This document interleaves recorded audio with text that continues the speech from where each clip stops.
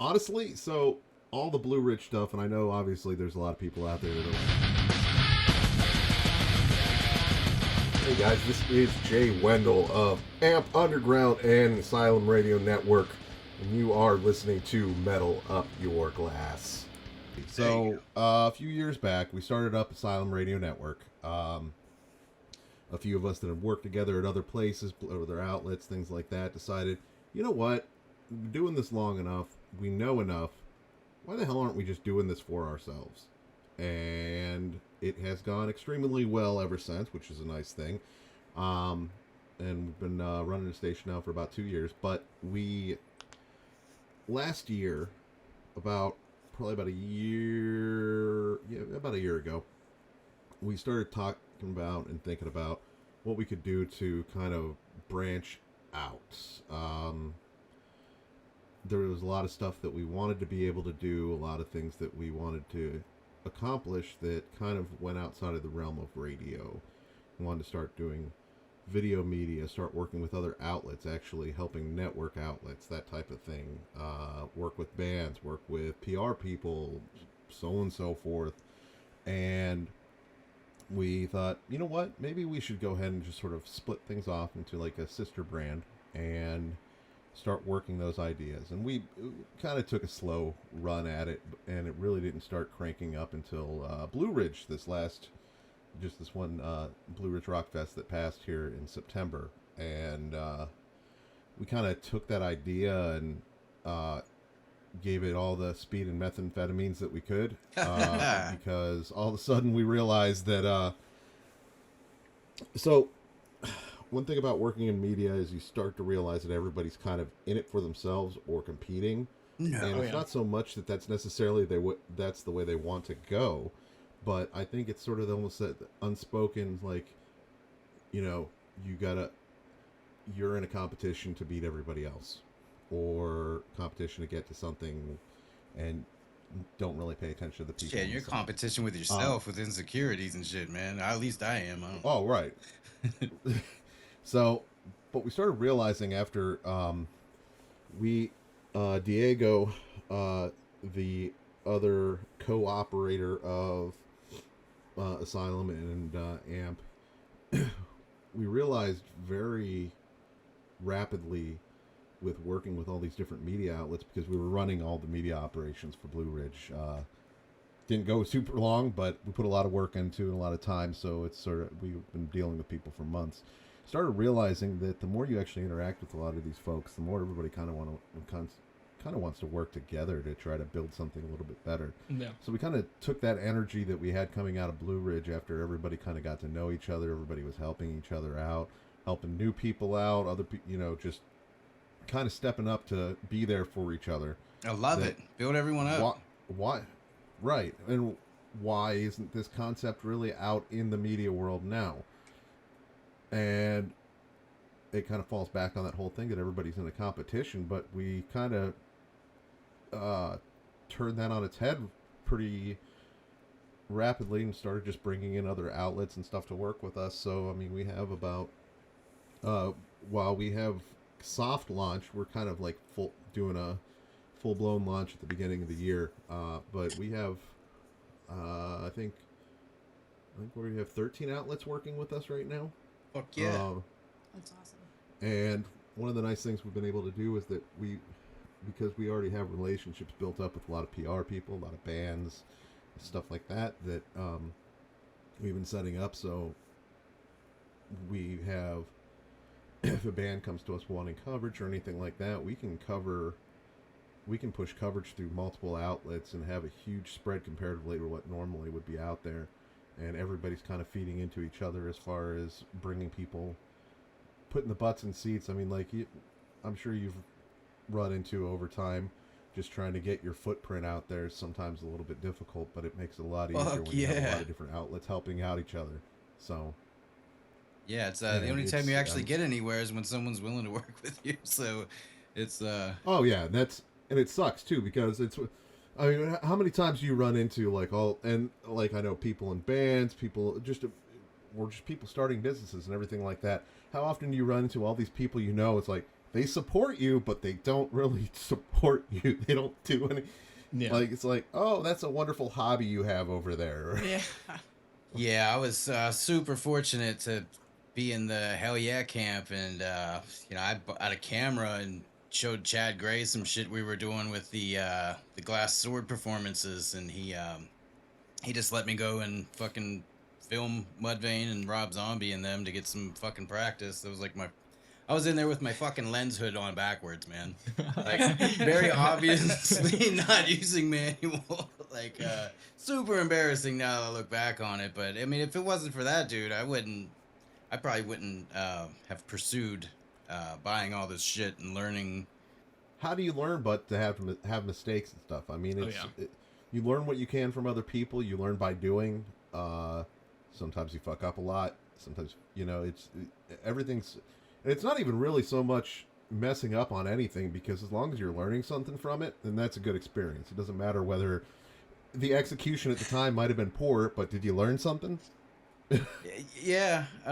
Met a lot of cool people too. So one of the people that inspired Chad's me one of the nicest here. people. Dude, Chad's one of the nicest people I've ever met over the years. I've met him a few times, and just like He's super cool. Super cool, super enthusiastic, super supportive. I mean, Supportive. he's like Fuck people. yeah, he is. For sure. Like, and his words of encouragement are so fucking impactful. Like, they say don't meet your heroes, but that dude there, he will build your dreams up and fucking make you know that you can achieve them. He's just so enthusiastic about fucking everything. He's like a rough around the edges cheerleader. That's perfect. Yeah, he's heavy metal mascot for sure. Right. Fucking love that guy. Looking forward to seeing that they just announced Mudvayne's gonna be on fucking Sonic Temple. And Welcome to Rockville. Yeah, That's you're gonna be at Sonic Temple, yeah? So maybe. There's a reason why I might not be. Honestly, so all the Blue Ridge stuff, and I know obviously there's a lot of people out there that are like, oh, screw Blue Ridge and so on and so forth, and it built a lot of opportunity for us and kind of put some wonderful footnotes on our resume, essentially, as far as what we can do and what we're able to do.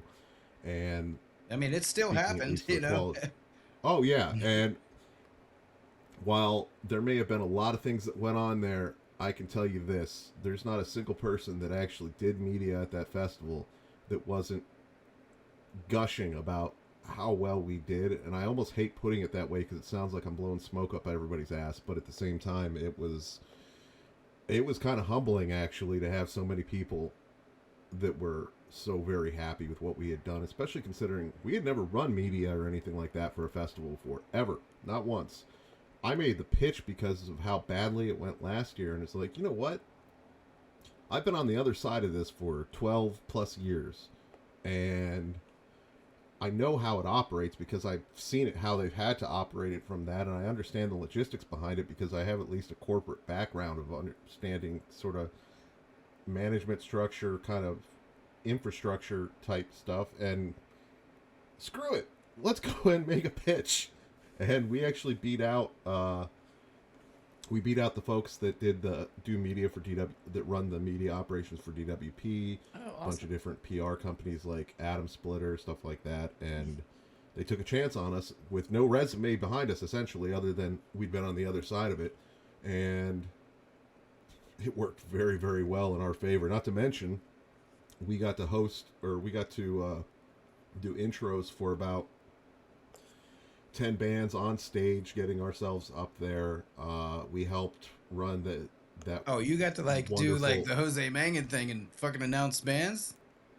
Oh, I had Diego doing that. I was too busy doing other That's stuff. fucking And honestly, badass. he's Diego's more of the face person anyhow, like the more, I won't say more charismatic.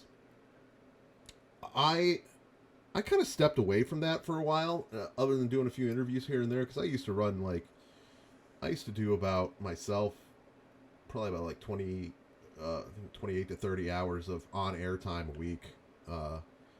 And Yeah, you sound like a radio dude. Like you know what you're doing. Obviously, very oh comfortable. yeah, it's one of those things of like I have no. It's not a comfort thing or anything like that, which is ironic because once upon a time I was petrified to do anything like that. But I've been doing it so long at this point that like I've been doing it long enough that I don't. You know how everybody when they listen back to their own voice talking and stuff, it's like I don't care anymore. Bro, I cared didn't for fucking years. like It's my voice till I got one of these motherfuckers, and then all of a sudden I'm like, you know what? It was my voice was just so fucking unrecordable that all these shitty devices they just couldn't get it all buttery and smooth like this. This is the only thing that could do it, and that's how my voice really sounds. I'm gonna go with that. It doesn't sound like it sounds on normal recordings. This right. Well, on top of that too, I think that people are inherently conscious of what they're doing at the time, which means like they know their voice is being recorded, and I think a lot of times before until people get comfortable doing it, where it's just like the fact that I have a mic in front of me is no different than me talking to somebody on a day to day, and you just get comfortable with it. I've been waiting for this shit since I was a little kid, man. Just watching fucking Back to the Future and shit, seeing video calls. I'm like, oh my god, I can't fucking wait for that shit. And now it's so high tech. Right. It's fucking awesome. It's like hanging out with your buddy. Like we could sit here and smoke weed. You're right there. Well, that and honestly, everything's come so far along really in the last couple of years too, especially because like with once like COVID hit, then you had everybody kind of indoors, nobody could see each other, so stuff like being able to do Zoom calls, being able to do interviews and like remote interviews. Like I'd done phoners occasionally, but I always tried to do like in-person interviews when I was working with bands, and it became so much actually easier and a better presentation when we started being able to do stuff like this, where all of a sudden like you can actually have good presentation of what you have there and showing, and it's nice. It's super nice. So you can really present yourself know, like how you want people to see exactly. you, I guess, you know. And yeah, I don't know. You don't have to be at a show. It's like you could you make a really good impression if you look like you're professional, I guess, you know. Oh yeah, and it was one of the things I started realizing, like just the reception I got to start, and I think it starts things off on a better note when you have a good presentation to start with, because one thing I learned early on when I very first started doing any video interviews or anything like that was when I was doing it from my ratty ass couch, and realizing that like sometimes it started off a little bit slow because I'm sure they're like, why am I talking to this dude just chilling on his ratty ass couch talking to us? His cat running around. Mind you, my cat still likes to run People around love in the middle cats, of videos. man. That's like a Oh, fucking That's a perfect. selling point. Wait. The Yes. baby, Love cats. hello. Hello, kitty. Aw. Yeah, I literally just picked her up from my lap. She's like, "What are you doing?" Put me back. No. Right. Our little monkey, he's been coming in. He came in yesterday during the podcast and hung out twice. So I'm hoping he'll pop in today. Yeah, he keeps running away, but eventually he's gonna be on our lap. We or totally something. derailed you from your topic. I apologize. Sorry. Yeah, sorry. Oh. ADHD. No. Trick is, by the way, so at points like if I need her to just chill out and not be running around, like sometimes I'll actually put like a cat bed on my desk and stuff like that. Just let her chill there, and she'll just be out cold while I'm talking. So it works. And my other cat, my other cat doesn't like to come up here while I'm talking for whatever reason. I don't know, but otherwise she'll come up and hang out. But Fear of other people. She's like, oh no. I think she's more worried that the other cat's gonna mess with her, because this cat here she's my older one. She gets grumpy when the other one tries to take my attention. We had a cat like that. Yeah, they get jelly. You know, it happens. Yeah, although whether they like it or not, I have photographic evidence of them actually like curled up next to each other and stuff at points too, so they can't, you know. Sibling right. Oh, gotta love it though. I love animals. Bad fucking ass. PWP's already approved us to cover 2 of their fests, because they're not doing media for like they don't do media for Sonic anymore. They don't do media for not Louder Than Life, but Incarceration. So Louder Than Life they do stuff for, and Aftershock they let media come in, and then Welcome to Rockville, they do too. But we have a good relationship with them too. I mean, I've been working as media, working with them for since 2012. So then your Oh, team yeah. will be at Sonic Temple, just you might not be. Well, we're not doing media there though. So, like I said, Sonic Ah, doesn't. okay. They don't actually approve anybody for media or anything like that. You can't do interviews, no photographers or anything. So it's one of those. I usually go because I've gone this last time just because, well, it's literally a 15-minute drive from my place. Nice. Oh shit! I wish I would have known that. Yeah. So like I have the advantage of every night after the festival, going back to my own bed and my own shower and everything. It's so convenient. My cats aren't nearly as pissed at me because I've been gone, So, Definitely relate. but I mean, because of all the other festivals, it ends up being a lot more of a time investment. Obviously, like Blue Ridge, I was there on Monday for Blue Ridge actually. So wow. walk because us we had a through lot what of that's setup. like. You get there and you're managing media, and what's your day like when you show up? What happens? Well, I'll tell you what, actually, so it was exhausting work, but that wasn't the biggest amount of work when I was there. It was all the prep work beforehand, making sure that we had everything ordered and in place to be able to set up a media tent and area for bands and stuff to come for interviews for the different media people that were there, making sure we had enough passes, making sure that we had all the parking set up. I had to go through, I want to say, over 600 applications for media. Holy shit! And I've never had let's see here. No, DWP will do them occasionally, but in most cases for like any type of approvals or anything, most of the time if you don't get approved, you don't get approved. If you don't get an approval email, it means you didn't get approved. Yeah.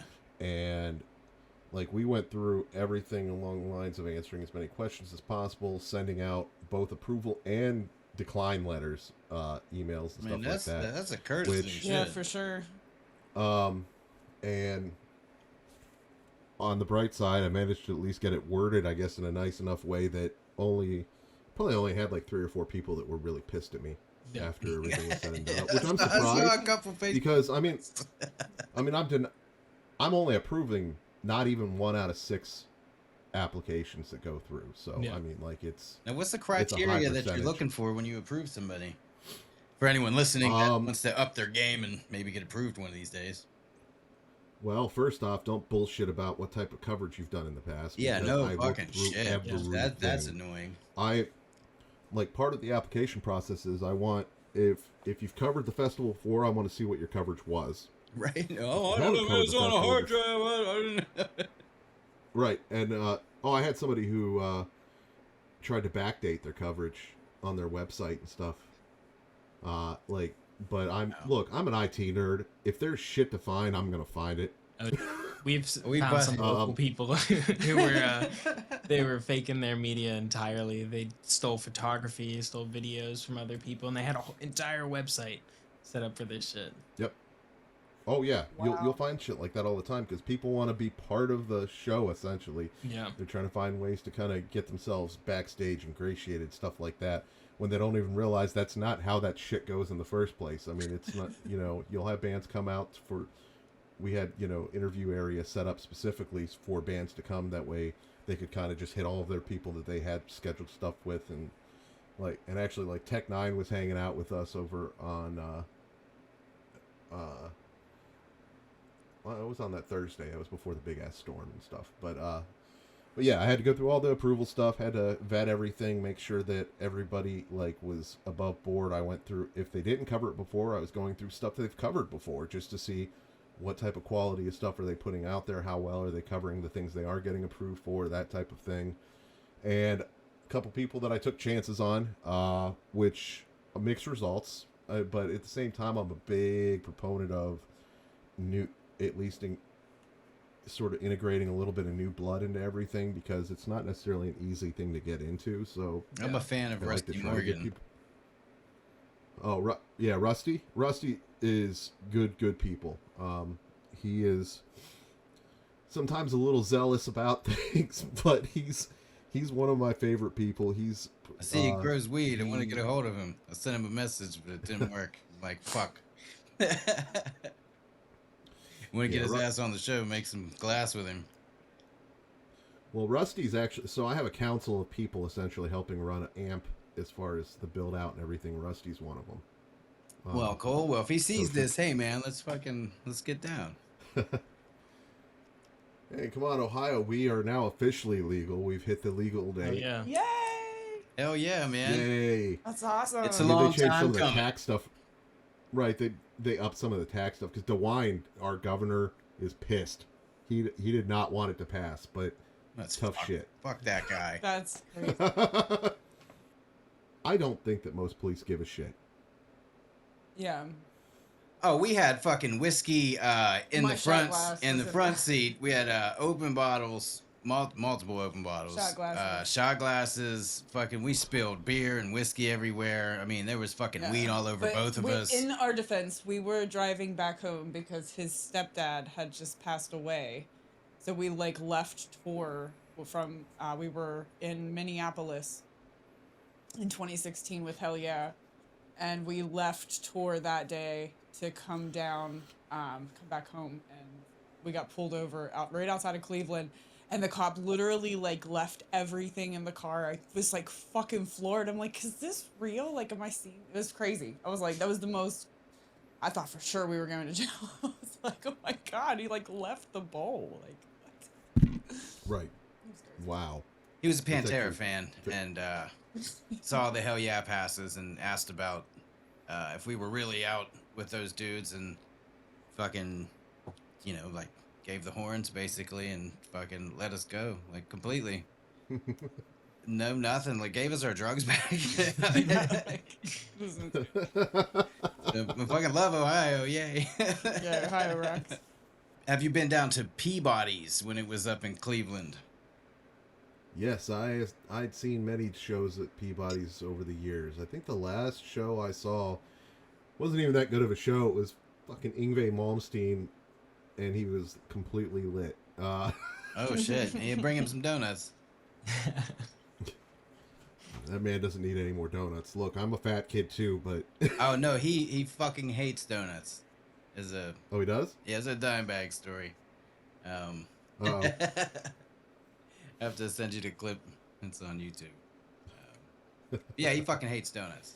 I don't know. If I ever see Yngwie, I'm gonna bring him some Dunkin' Donuts. He's Making See if me he throws want them at to. me. You should stop saying it. he's a grumpy old man who still likes wearing the shirt wide open. Phenomenal guitar player. Yes, little less so when he's completely shit-faced, but yes. I can imagine. Yeah. Yeah, no one's Aren't we really. all? Yeah. No one's good when they're fucking smashed, that's for sure. And Yngwie likes his alcohol. He's always liked his alcohol, so... And we're gonna have Cole go into the glass studio for you now. You're gonna get an additional piece because we fucked up. Hey! No complaints here. And it's even better to look at. Like it's everything's better. We keep getting better. Make and sure you get it's- the cube We're light eventually on. gonna be like fucking Mark Summers here. There's gonna be shit in there going on that he doesn't want going on, and I think that'll be funny. Oh, here he Oh, comes. I hear you. Hey, I heard... How about now? Yes, there you Yeah, are. I can hear Hello, you. welcome.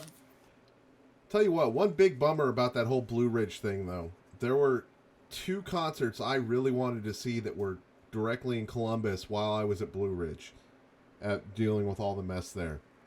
King's X, Now, have you seen King's X live before? I have not. So, King's X, interestingly enough, so that was one of Dime's favorite bands. And they are just ridiculously underrated, always have been. And they were playing in Columbus, and then there was Monuments, band out of UK that I'm a big fan of, that were playing there too. And but I was busy dealing with all the backlash from Blue Ridge because we were there all weekend still, even with the cancellation. So Well, you got a fucking cat on your lap, so Yeah, you are yeah. like fucking Dr. Claw. Or Dr. Claw, yeah, I'm on the song. Dr. E, It's Dr. Claw or the Claw or something like shit like this. yeah, that one from Inspector Gadget. Yeah. And Penny and all this nonsense. Yeah. Look at Cole nervously pulling a coin over there. Not nervous. I've done this a million times. I don't know what you're talking about. Yeah. Now, there's always one malfunction. He was saying that he didn't have any audio out there. And he said that every time we go to a show, everyone in the audience, if the band wouldn't announce that there's a fucking problem, nobody would even know there's a problem. Oh, yeah.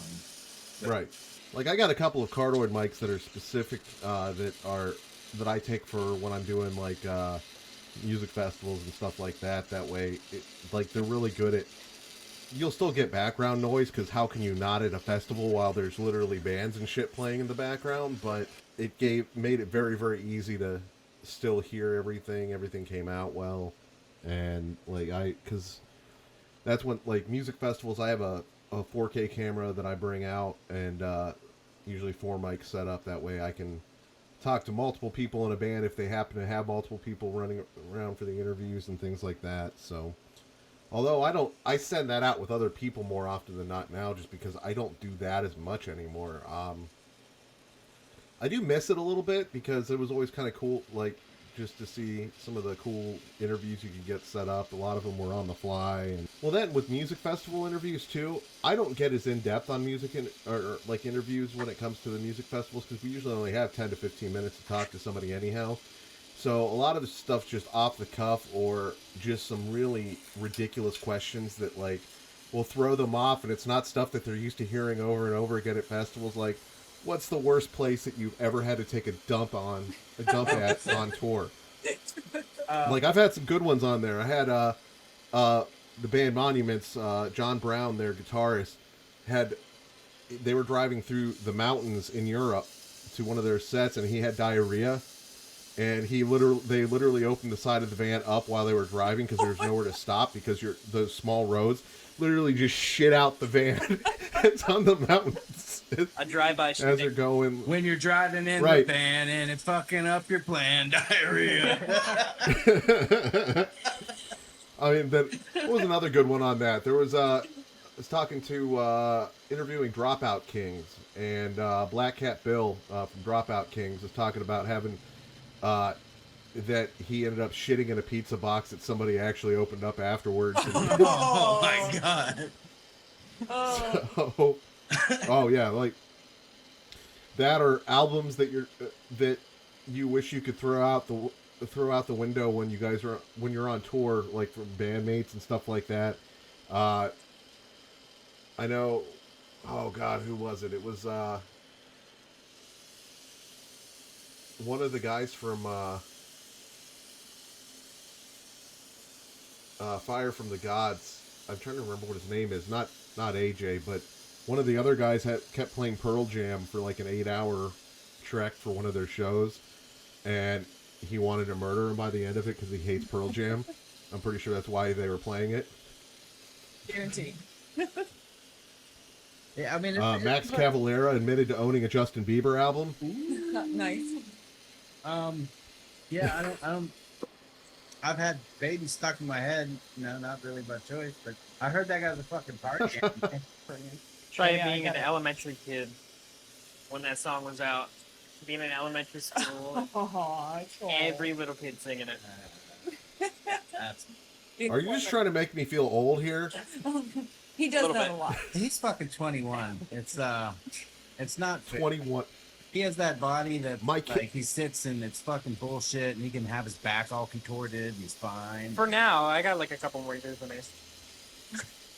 My youngest kid turns 17 in 2 days. Oh wow! Congratulations! My youngest kid. Happy birthday!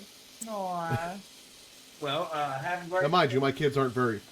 I only have 2 kids, but like they're a year and a half apart. So my other one's 18. So like, but still, it's like 20. You're 21. That means that when you were born, I think I was right around when I was graduating college. That's so funny. Yeah, he's so young. Like sometimes I forget because he's very mature for his age. So he does he does make me forget that he's 21, but then like we'll start talking, or we'll do like Chappelle show references. A huge Chappelle fan, and he'll be like, "I haven't seen that skit," and I'm like, "Oh my fucking god! Like you need to watch this show." But he's like, "I probably won't get most of the references," and I'm like, "Yeah, you're right," and stuff. He does need to watch the show. It's not even like it's that much he has to watch through, and Right? It is just an incredible show that I think every human being should watch. Classic. You gotta watch this. Fuck yo couch. Oh my god. I love the Hollywood stories. I think that and the Wayne Brady episode. Darkness. I just showed him that Wayne Brady shit. He didn't even know who the fuck Wayne Brady was. Yeah. So it didn't matter. Oh god, that I know. like. I mean, he could at least maybe seen him on some game shows eventually, but like Wayne Brady. The reason I got to know Wayne Brady so well is because Whose Line Is It Anyways was so fucking great. It was. I missed that show. See, I've seen a bit of Whose Line. See, Wayne Brady. We should probably have Cole explaining anything that he's doing there. What are you doing out there, Cole? What are you doing, man? What's happening? So I just heat up the mouthpiece, get some marks off, and I'm about to blow a bowl hole so that I can push a bowl. And what's going to go into that bowl? Find the center. It's bowl push. We go into the bowl. And then the weed will go into the bowl. You can put your weed in it. You can put your weed in there. Oh, he got an old reference. There you go. That's fucking the hot pick, right? I just said SNL. Oh. SNL. SNL? Well, fuck, I don't get the reference now. Oh, well, fuck you. I feel young. I was the hot chick reference. There's the hot chick with Rob Schneider. Have you seen that, Jay? Yeah. It's been a minute, but yeah. That shit was funny. Old school classics. Yeah. Like the Sandler, Will Ferrell type of humor, I suppose. I mean, come on. I remember the very first time that I watched Half Baked. Me and my friend, who we were in a shitty punk band at the time, but we ordered a bunch of greasy ass pizza, all kinds of food. We made a bong out of a Surge bottle, because that better dates the time frame too. We actually 20 ounce Surge bottle, did a Bic pen, hot glued it to put a hole in the bottle at the bottom, hot glued it in there, had tin foil for the bowl itself, put another hole in there, basically a nice ghetto water bong that worked great. Hell yeah. I mean, that's where I got my start, making, bongs out of pop bottles and all the fucking cans. Can bowls. If you haven't smoked out of a soda can, then, Oh. The problem was, depending on how, I learned that I had to be a little bit more meticulous about when I was doing the soda cans, just because, when I first started doing it, I was just trying to get, one put together real quick, and would end up poking, a too big of a hole in there where I'd have, weed fucking falling through while I'm... Although, really, the worst times thinking about back then was, I had, eventually I had a decent amount of glass pieces and stuff like that, but I lived in a town that honestly was dry way too often, and there'd be those times where it's there's nothing, I can't find anything anywhere, so it looks like we're gonna go ahead and scrape the resin. Oh man. I've smoked. Poor kids from a poor town, we've been there. Oh yeah, it's one of those things of look, it works. It's not good. It's not great, but it works. Yeah, you decide, get to a point where you're stoned and you're like, man, do I smoke more? I'd like to be higher. It's good enough. I don't know if I can do it anymore. Right, oh yeah, I'd get headache. If I smoked too much of it, I'd get headaches. And not to mention, just that taste would not leave your mouth. That's the problem. It's you're gonna fucking throw up. It's one of these fucking hits is gonna come back out. But at least it's not like alcohol. You stay high, even if you... Right. You're just not going to have a great time to go along with it. That's all. You got to cough to get off. Well, if you puke, man, Oh, that's probably awesome. Yeah, I don't miss those days. It's so weird anymore. Anytime, because while I don't smoke terribly often or anything like that, but I love the fact that, number one, I can always find variety.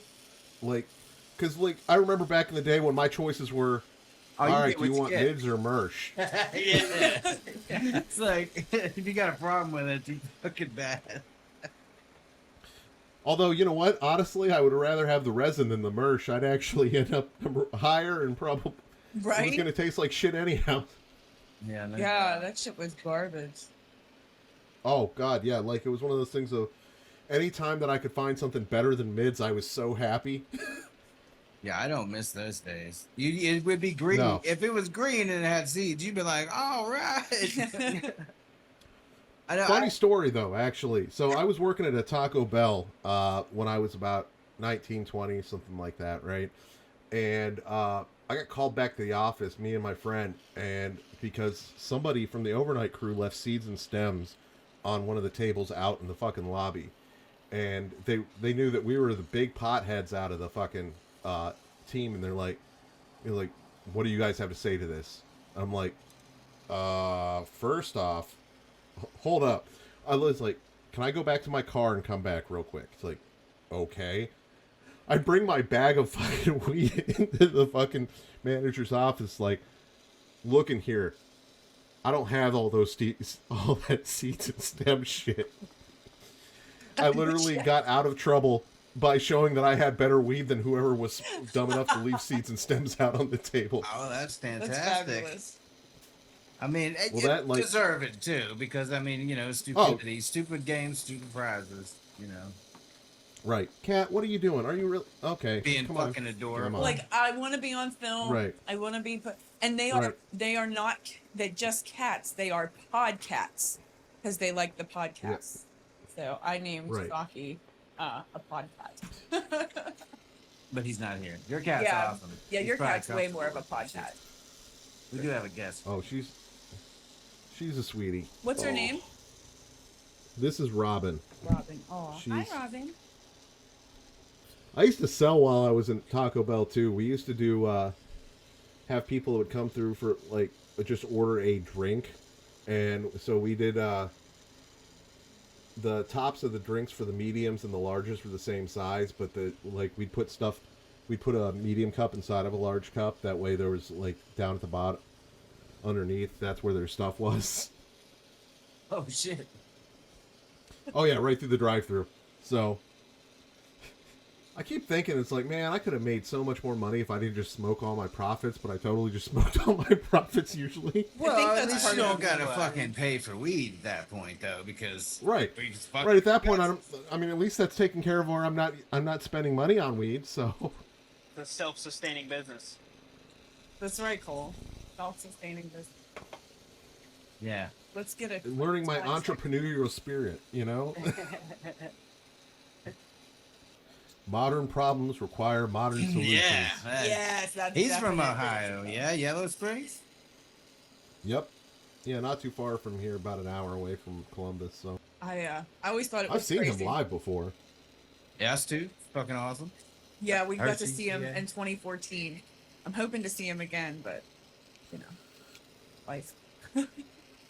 Yeah, he'll probably do some more shows. They're out on tour now. Jake had made that post. Oh, yeah. What we got, Cole? Is the spikes done out there, buddy? Oh, Spikes yeah, that's done. sweet.